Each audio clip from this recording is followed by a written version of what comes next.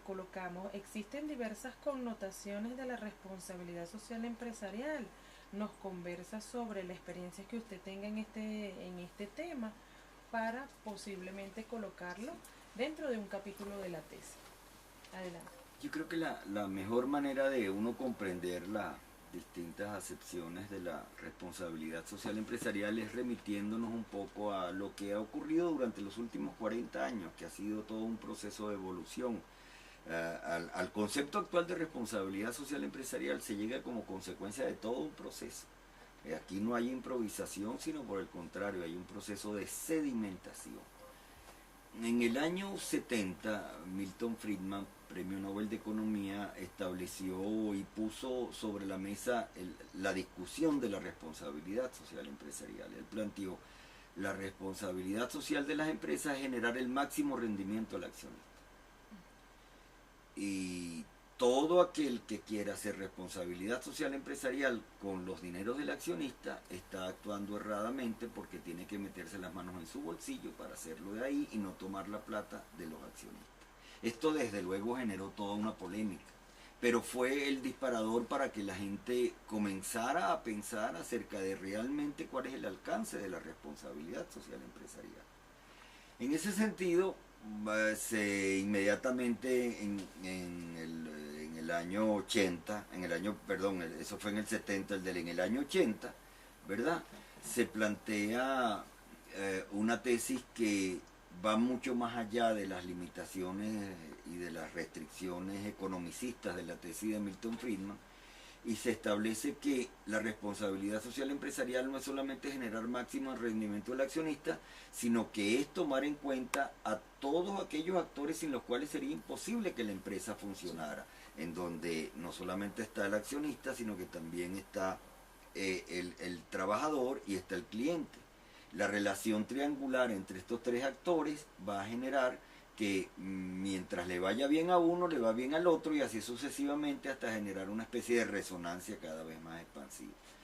Pero en la década del 90, Edward Freeman, profesor de escuelas de negocio, establece que la tesis de los stakeholders, la tesis de los grupos de interés, que le da una redimensión al concepto de responsabilidad social empresarial. Él establece que eh, los grupos de interés son todas aquellas personas o todos aquellos grupos que cuando deciden o actúan me impactan a mí como empresa, o todas aquellas personas, todos aquellos grupos que cuando yo como empresa decido o actúo, los impacto a ellos.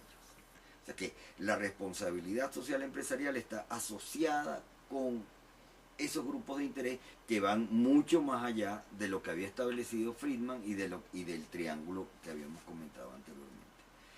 Ahora, en la década del 2000 se amplía el concepto y se habla que la responsabilidad social es con todo aquel con el cual se tiene una responsabilidad moral, en donde todo lo que tiene que ver con el medio ambiente, todo lo que tiene que ver con las generaciones del futuro, todo lo que tiene que ver con las distintas instancias que no reciben un impacto inmediato y explícito de la acción empresarial, pero sí de segundo grado, también están envueltos. En consecuencia, fíjate que el concepto de responsabilidad social empresarial ha venido a tomar una dimensión muy abarcadora y muy por encima de aquellas restricciones simplemente economicistas que planteaba originalmente Milton Friedman. Okay. La segunda pregunta sería, ¿qué es para usted la responsabilidad social empresarial Sí. bajo su óptica, sus libros, su experiencia? Sí, la verdad que yo no soy muy apegado a los conceptos, porque los conceptos lo que hacen es restringir, asfixiar. Recuerdo que Edgar Limitar. limitar. Cioran hablaba de que el mundo intelectual está lleno de un cementerio de definiciones, porque todo lo Sí. que se define uno mete en un ataúd, ¿verdad? Y en consecuencia me gusta más bien tratar de construir el concepto, tratar de comprender el concepto, tratar incluso de ir más allá del concepto a partir del concepto. Y manejo mucho con mis alumnos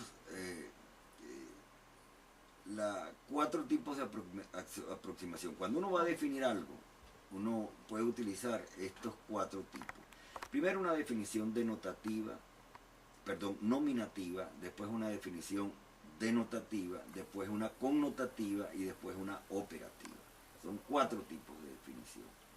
Una definición nominativa es aquella que para yo comprender el objeto de mi definición tengo que recurrir a los distintos términos sinónimos, concéntricos, familiares, asociados, que me permitan darle un alcance comprensivo a aquello.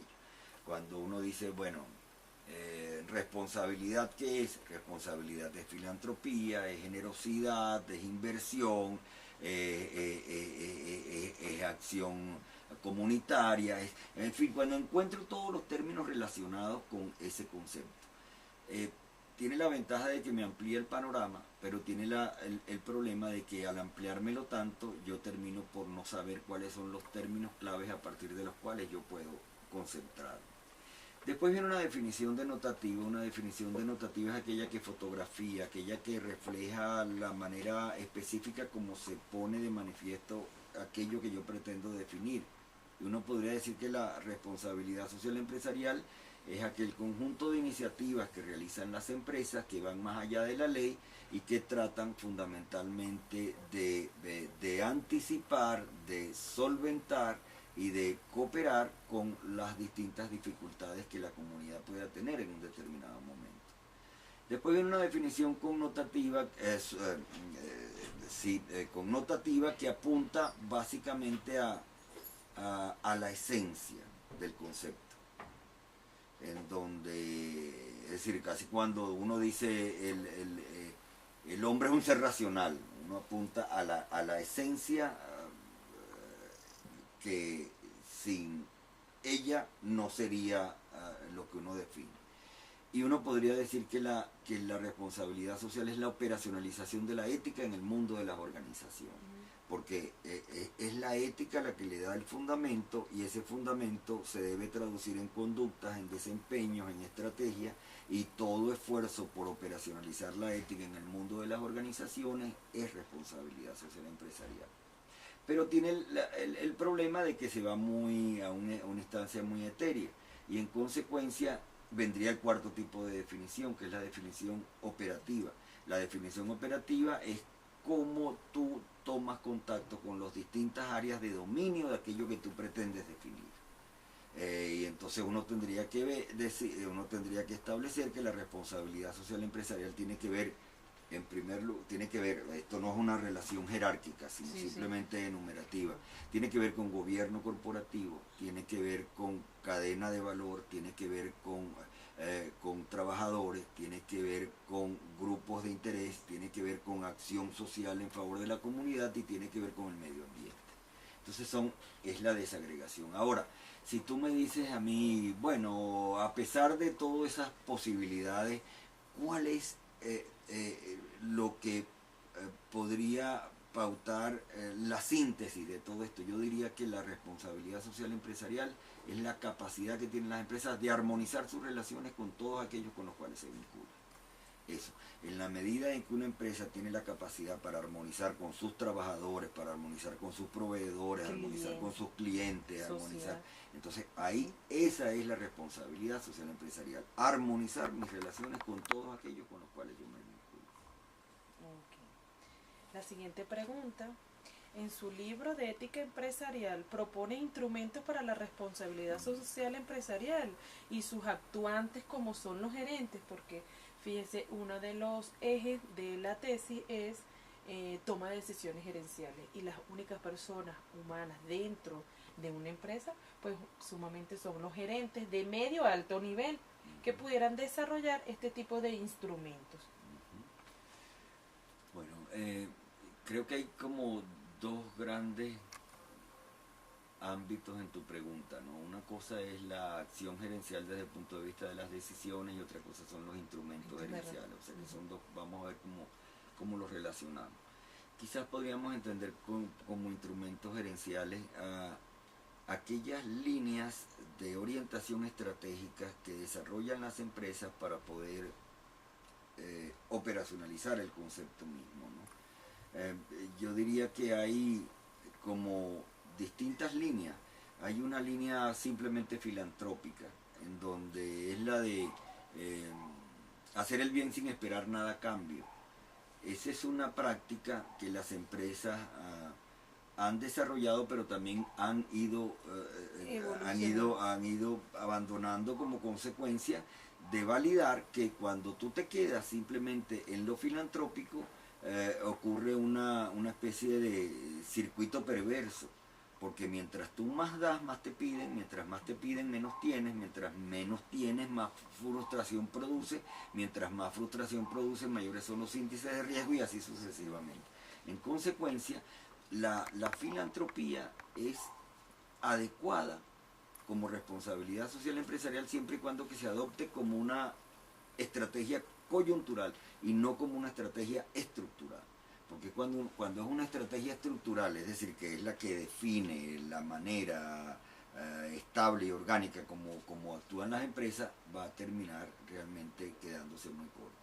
Por eso viene después el concepto de inversión social, en donde lo interesante no es solamente dar sin esperar nada a cambio, sino sí hay que esperar y tener algún interés. ¿Por qué? Porque por una parte el hecho no es dar algo a alguien, sino ver qué ocurre con ese alguien a quien yo ayudo, de tal manera de que convierta aquella ayuda en un factor de generación y de iniciativa y de empoderamiento. Y al mismo tiempo hay por otra parte la tasa de retorno para la empresa, y en consecuencia ahí hay un concepto de inversión. Y una tercera etapa, así en términos muy generales, de integración social, que es cuando la empresa se integra a los beneficiarios para entre ambos establecer todo el esfuerzo conjunto. Vamos a decirlo en términos coloquiales. La filantropía es dar un pescado, la inversión social es regalar la caña y enseñar a pescar, mientras que la integración social es vamos a pescar juntos. Y en términos todavía más coloquiales sería la filantropía es hacer algo para que los pobres sean menos pobres, la inversión social es hacer algo para que los pobres dejen de ser pobres, y la integración es para que además no solamente dejen de ser pobres, sino que tengan la capacidad de poderle añadir valor a su vida, a su familia, a su comunidad, a su país, ¿no? Que haya un empoderamiento. Yo recuerdo mucho la tesis de Amartya Sen. Amartya Sen decía que hay 3 términos como salir de la pobreza, que son capacidades, oportunidades y valores. Ahí está la clave para salir de la pobreza. Hay que darle capacidades a los pobres, no hay que darle dinero a los pobres, sino capacidades. Y hay que darle oportunidades para que desarrollen esas capacidades, y hay que darles valores para que le den sentido y significación a toda esa labor. Creo que esas son fundamentalmente, esa tesis de Amartya Sen tiene mucha vigencia, y yo particularmente estoy muy contento con todo lo que significa ese alcance. Respecto a lo de los gerentes, yo he desarrollado en algunas conferencias la idea de que ha sido una tradición que uno mete en un mismo saco 3 conceptos que no son exactamente lo mismo. Se habla indistintamente del líder, del emprendedor y del gerente. Y resulta que los 3, aunque sean términos concéntricos, sin embargo cada uno de ellos tiene su propia especificidad. Y a mí particularmente me ha gustado mucho establecer esa desagregación para que quede claro. Desde luego, hay muchísimas maneras de diferenciarlo, pero para los efectos de esta entrevista vale la pena simplemente reseñar lo siguiente. Líder es el que es capaz de ver más allá del horizonte. Es decir, el que cuando señala con el índice al sol, ve desde el dedo índice hasta el sol y no desde el dedo índice para acá. Es decir, el que ve más allá del horizonte es capaz de proyectar, de visualizar, es capaz de identificar los caminos que no estaban en el mapa, es capaz de darle una racionalidad a su sueño de tal manera de proyectar. El emprendedor, ¿quién es? El que tiene el olfato para identificar y aprovechar las oportunidades del entorno. ¿Sí? Nadie como él es capaz de desagregar, de escudriñar, de poder captar aquel aspecto del entorno que me permite encontrar el punto con el cual yo voy a sintonizar mi respuesta para aprovecharla y capitalizarlo como un esfuerzo estratégico. Y el gerente es el que asume el riesgo y la capacidad de que las cosas ocurran. Es decir, el que mantiene las operaciones. Es decir, y entonces uno dirá, bueno, ¿y qué es más importante? La proyección de una visión, la capacidad y el olfato de identificar oportunidades o la capacidad de correr riesgo y de asumir el desafío de tomar decisiones en los mecanismos de operatividad de una empresa. Los tres. Ahora, cada una de estas cualidades, cada una de estas competencias, todo el mundo tiene un poco de ellas. Lo que pasa es que cada uno tiene una proporcionalidad en la cual o algunos se distinguen más como líder, otros más como emprendedores, otros más como gerentes. Lo importante es que las empresas sean capaces de integrar estos tres conceptos y de desarrollar a través de formación de su gente estos tres conceptos y que se asuma la responsabilidad social empresarial también desde estos tres conceptos, porque ahí es donde está la idea interesante. Cómo yo a partir de estos tres conceptos identifico aspectos de la responsabilidad social empresarial en el marco de estos tres ejes. Entonces la responsabilidad social empresarial necesita ser visualizada en términos estratégicos y de largo alcance, el líder. La responsabilidad social necesita proyectos e iniciativas que sean capaces de compensar y de poder favorecer la sintonía con los problemas emergentes. Eso es el emprendedor. Y la responsabilidad social necesita que haya una continuidad, que haya una capacidad de riesgo, que haya un sentido de sostenibilidad en cuanto a su progresión y en consecuencia necesita un gerente. En una oportunidad yo di una conferencia en Benanchán precisamente sobre eso, ¿no? De las diferencias. De cómo se pueden asumir la responsabilidad social empresarial desde estos tres ámbitos. Sí. Desde la óptica del libro de la ética y práctica de la responsabilidad social, aporte de la empresa al capital social, ¿cuál es esa realidad estudiada bajo ese libro? ¿Qué realidad estudió? Empresas privadas, por supuesto, pero efectivamente, ¿cuál de los ámbitos fue estudiado en ese libro? No, mira, ese es un libro general, un libro teórico, ¿no? Un libro teórico que en ningún caso se identificó casos ni sectores ni nada, sino fue una reflexión general, ¿no? Recuerdo mucho en ese libro todo lo que tiene que ver con los criterios a partir de los cuales se deben identificar y definir los proyectos de responsabilidad social empresarial, ¿verdad? Recuerdo mucho también en ese libro un poco toda la comparación de lo que significan los valores éticos y cómo se transfieren al mundo de las empresas para convertirlo en responsabilidad social empresarial. Fue un libro realmente de reflexión, de análisis sobre el concepto, que luego lo sistematizo con mayor propiedad en el libro Ser Confiable, que es en este libro, ¿no? Que ya sistematiza un poco los conceptos que comencé a esbozar en aquel libro anterior. La siguiente pregunta sería, ¿cómo ha sido la toma de decisiones gerenciales ante la responsabilidad social en las empresas? Y si tiene alguna experiencia, que anteriormente a la entrevista nos comentó que tenía experiencia en empresas de alimentos como la empresa Cargill, Polar y algunas otras. ¿Cómo ha sido ese impacto de esa toma de decisiones? Ellos han tomado la responsabilidad social como parte fundamental en esas tomas de decisiones que tiene la empresa. Eso es importante. Absolutamente. Realmente la experiencia de Polar y la experiencia de Cargill son emblemáticas y referenciales, diría yo, de amplio alcance. Polar, por ejemplo, que ha hecho en materia de responsabilidad social empresarial. Yo no voy a entrar a desarrollar las actividades que ha hecho porque eso aparece en múltiples, pero sí voy a decir cosas que no se saben.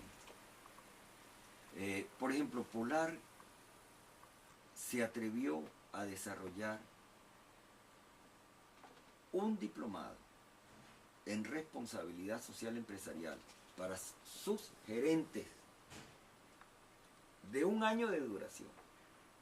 Pero interno, con el interno solamente para sus gerentes. Para sus gerentes. 1 año de duración, 9 materias. y amparados por la Universidad Metropolitana. Ok. ¿Sí? Yo coordinaba ese diplomado. Un año de duración. Y actualmente pero se da. no solamente se dio durante un año, sino que después se hizo una segunda corte. Es decir, que se hizo para una corte, nivel gerencial, un diplomado en responsabilidad social empresarial de un año, luego se hizo el año siguiente para otro, y no se ha hecho la tercera versión porque se va a diseñar una versión a distancia, en donde no requiera que los gerentes estén concentrados en un sitio, sino que se utilicen recursos electrónicos para poder tener un mayor alcance. Y en ese proceso se está.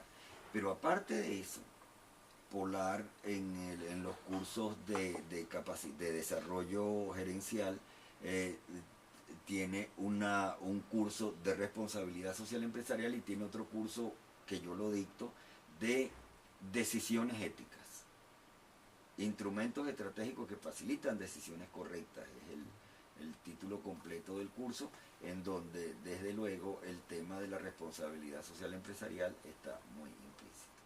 Entonces, cuando uno ve eso, uno se da cuenta de, bueno, la verdad que lo de Polar no es simplemente esta cantidad de acciones y de propaganda y eso, sino que hay una convicción. Y lo más interesante era que el propio presidente ejecutivo de la empresa se acercaba a esos cursos y se sentaba ahí de repente. Para formar parte, por involucrarse. Sí, totalmente. El caso de Cargill también es interesantísimo, porque el caso de Cargill es, ellos tienen un programa de afianzamiento de valores corporativos. Dicho sea de paso, uno de los valores corporativos es la responsabilidad social empresarial, la relación ciudadana. Y ese curso, ese taller de afianzamiento de valores corporativos se desarrolla todos los años y para todo el personal de Cargill. Es decir, 600 y pico de... Todos juntos, en ese mismo no, día. todos juntos, no. Son a lo mejor una jornada. No, por ejemplo, una jornada. El año pasado di 57 talleres en Cargill. En 57 talleres en Cargill, durante el año, se cubrió todo el personal. Y además es por todo el país. Claro, porque son talleres que duran 4 horas y esos talleres que duran 4 horas, ¿verdad? Están destinados a 25 o 30 personas. O sea que para cubrir todo aquello tuvimos que trabajar 57 talleres. Eso se da todos los años con versiones distintas, no es el mismo taller, pero sí es el mismo objetivo. Casi que una vez a la semana, 57, como una vez a la semana para cubrir el año. Sí, era muy fuerte el programa, afortunadamente yo decía, bueno, que no me vaya a enfermar para poder afrontar esto. Y ahora vamos a iniciar dentro de poco los de este año. Esa es la experiencia que tienen la parte de alimentos. Realmente esas dos empresas son emblemáticas y no solamente lo digo por el desarrollo de estos proyectos, de estas iniciativas, sino por la atmósfera que se respira en todos los niveles, y sobre todo en los niveles de decisión. En esta tesis no está la Empresas Polar, porque Empresas Polar está físicamente ubicada en la región capital. Y me enfoco por ser mi residencia en Maracay, me enfoco en la región central, que es Aragua, Carabobo y Cogede. Tienen un centro de operaciones. Dentro de las 10 empresas procesadoras de trigo que hay a nivel nacional, 7 se encuentran en la región. Entonces una muestra bastante amplia para poder tomar en base a esta tesis.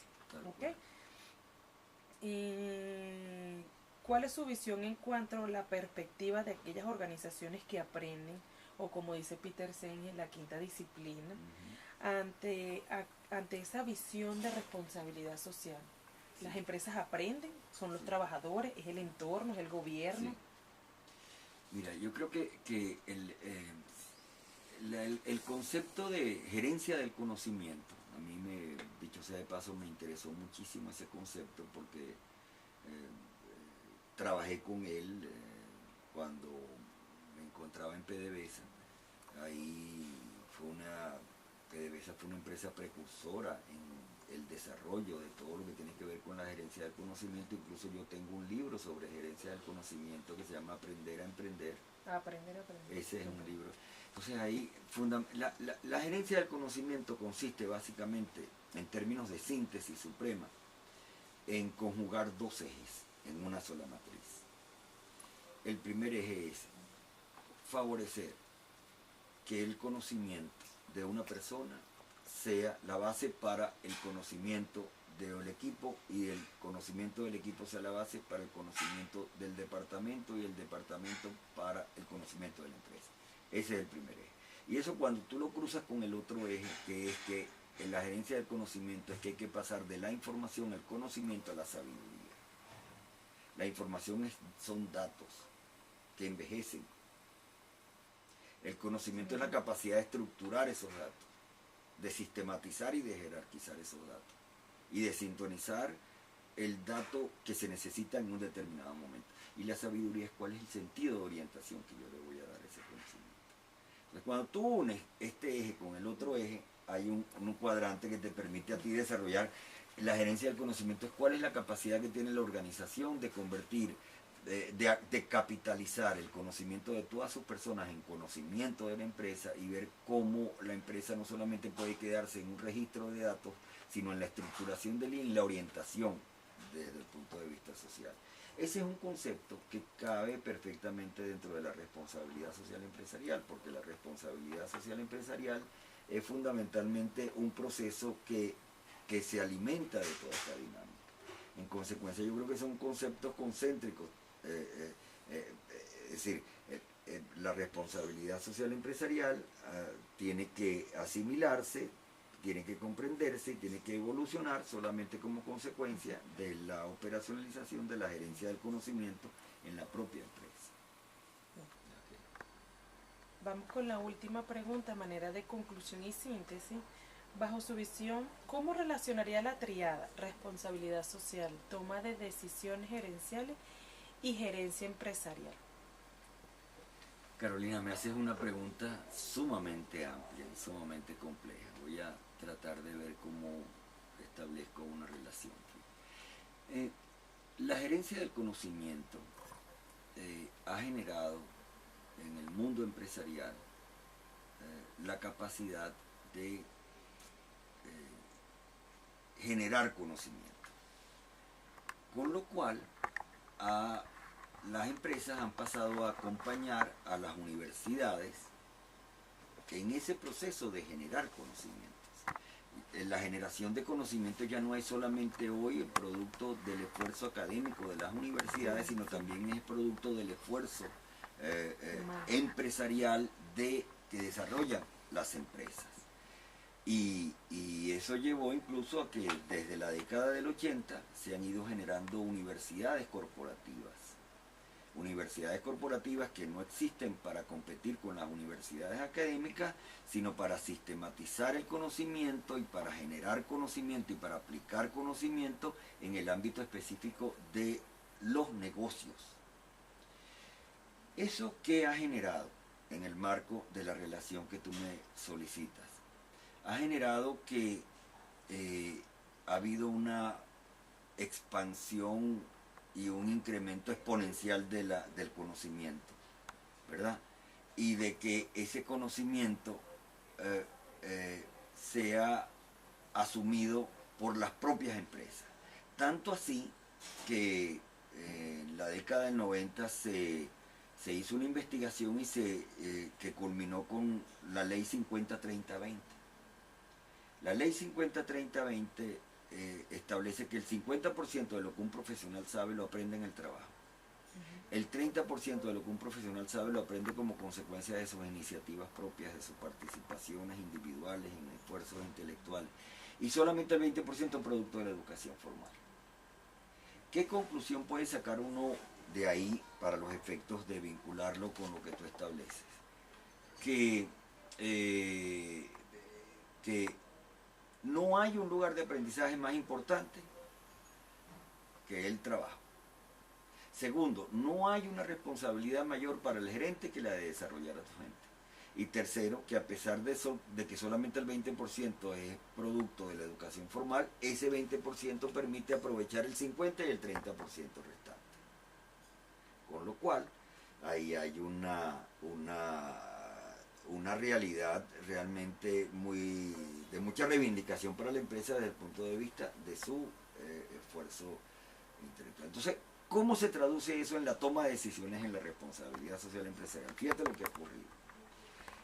Las empresas, los gerentes hoy en día, a la luz de ese crecimiento exponencial del conocimiento, se sienten en la dificultad de que para tomar una decisión siempre tienen la seguridad de que no pueden disponer del 100% de la información. Hoy en día es imposible disponer del 100% de la información para decidir.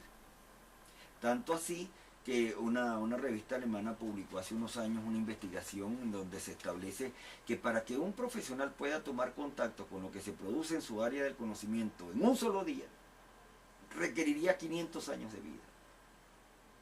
Para que ese profesional tome contacto con lo que se produce en su campo del saber en un solo día. Es bestial. O sea que hoy en día en el mundo empresarial ningún gerente puede tomar decisiones, ¿verdad? Con el 100% de la información. Entonces, ¿eso a dónde ha conducido? Desde el punto de vista del concepto de decidir. Ha conducido a que se haya tenido que convocar a las intuiciones. Porque la intuición es permite compensar aquella parte que no se domina del conocimiento. Y eso, la incorporación de la intuición amplió la capacidad de decidir, ¿verdad? Esa capacidad de decidir generó mayor estrés. El mayor estrés tuvo que convocar a la inteligencia emocional. La inteligencia emocional sirvió de auxilio para que los gerentes pudiesen seguir decidiendo a pesar de que no tengan el 100% de la información. Y todo eso conduce ¿a dónde? Conduce a que hoy en día, además de la inteligencia intuitiva y además de la inteligencia emocional, surja un tercer tipo de inteligencia, la inteligencia ética.